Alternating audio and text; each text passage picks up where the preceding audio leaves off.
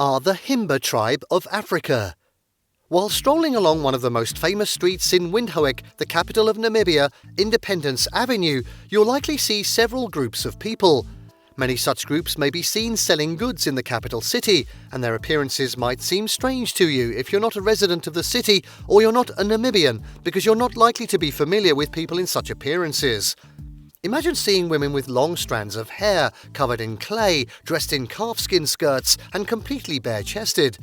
We're talking about the Himba tribe of Africa. Who are these people? Where are they living? What is so strange about their culture?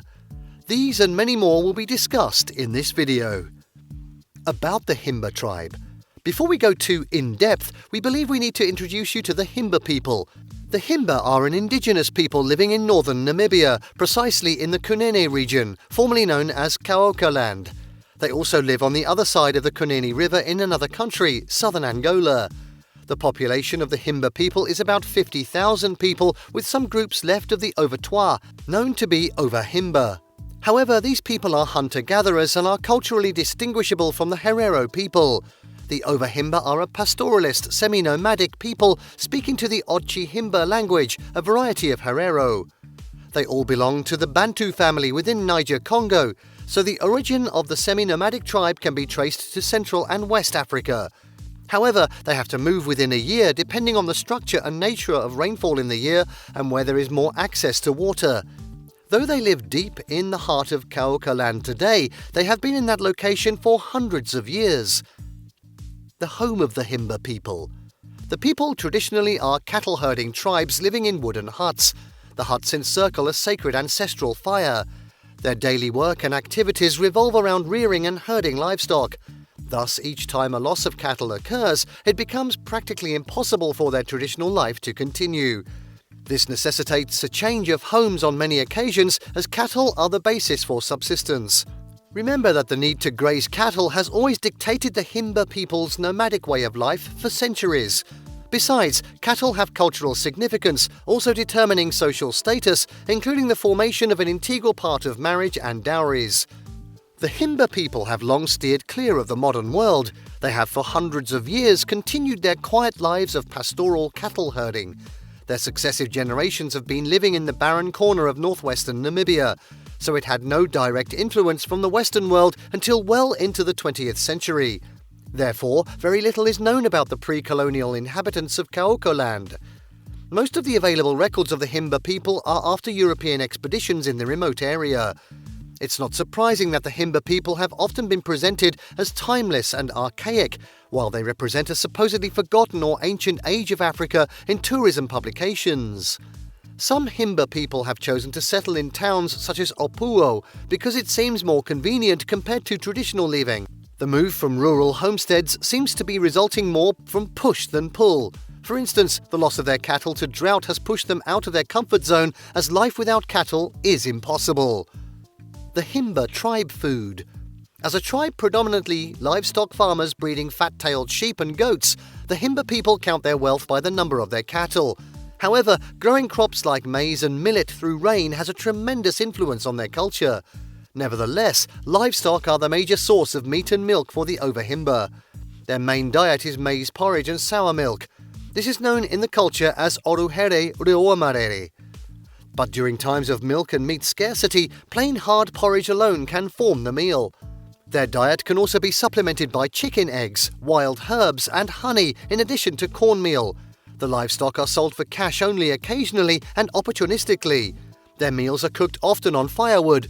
There are also calabash vines used for producing milk and ensuring a secure supply of soured milk. Himba women are skilled in cooking and serving these traditional meals in addition to their usual handicrafts, cloth and beads production.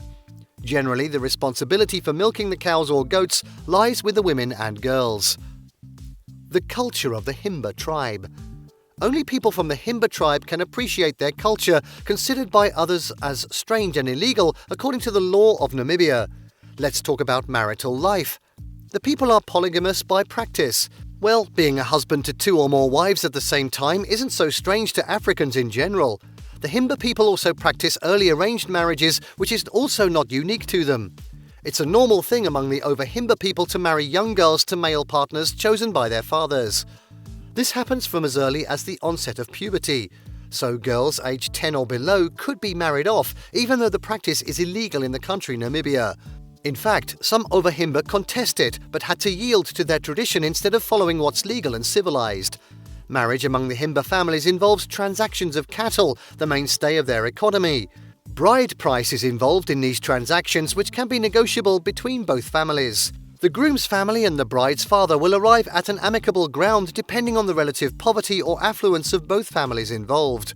The cattle, which is a crucial element of the bread wealth, must be physically strong and appear to be high quality in order for the bride's family to accept it. Another standard practice during marriage is to offer an ox. However, if the groom or his father is wealthy and is able to offer more cattle will be offered. Among the Himba people, it is a rite of passage to circumcise their boys before puberty. However, it's after marriage that a Himba boy is considered a man. Similarly, Himba girls are considered fully fledged women not after being married off, but after they bear children. The religion of the Himba people.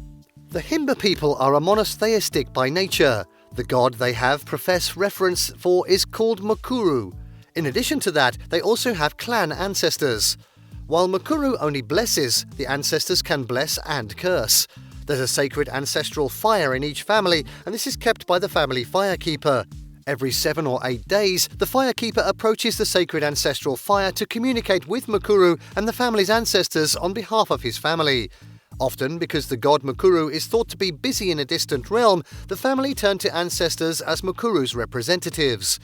The people traditionally believe in also Omiti, which some have translated to mean witchcraft. However, others believe it's more appropriately described as black magic or bad medicine. In the Himba's belief, death is caused by Omiti or someone using Omiti for malicious purposes.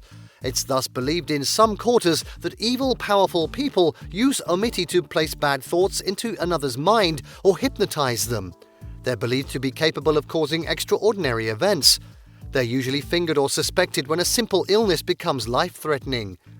According to tradition, users of Omiti don't always attack their victims directly. All of that places traditional African divine healers in a prestigious position as they're relied upon to reveal the reason behind extraordinary events. The women. To many, the image of the Himba woman that flashes in mind is that of a woman with long strands of hair, covered in clay, wearing a calfskin skirt and completely bare-chested. While women of the tribe are indeed bare-breasted, they're also heavily decorated with symbolic jewelry. They also cover their bodies with a mixture of animal fat and ochre called OtjiHimba. This explains why the women of the tribe have black skin and their hair appears reddish hue. The Himba women and girls perform more labour-intensive tasks than their men and boys. They can be seen carrying water to the village, plastering the mopane wood homes with earthen and a traditional mixture of cow manure and red clay soil. Women also collect firewood in addition to cooking and serving meals. It's also their duty to milk the cows and goats while taking care of the children. It's normal for one woman or girl to take care of another woman's children. We have another video that tells you more about this. It's entitled The Iconic Red Women of Africa. You're encouraged to please search for the video on this channel to have an idea of that beautiful aspect of their tradition. What do you know about the people of the Himba tribe of Namibia?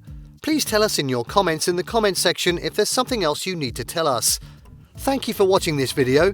Please don't forget to subscribe and turn on the notification bell.